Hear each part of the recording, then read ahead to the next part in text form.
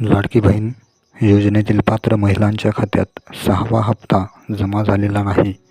त्यावर भाजपचे ज्येष्ठ नेते माजी अर्थमंत्री सुधीर मुनगंटीवार यांनी वाढीव रक्कम देण्यासंदर्भात जानेवारी की जुलै कोणत्या महिन्यापासून ही वाढीव रक्कम द्यायची यावर चर्चा केली.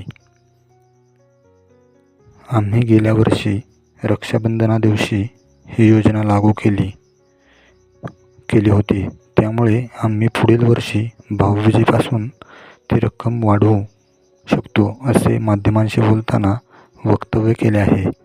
त्यांच्या विधानामुळे वेगळी चर्चा सुरू झाली आहे. वाढीव रकमेबाबत महिलांत संभ्रम निर्माण झालेला आहे.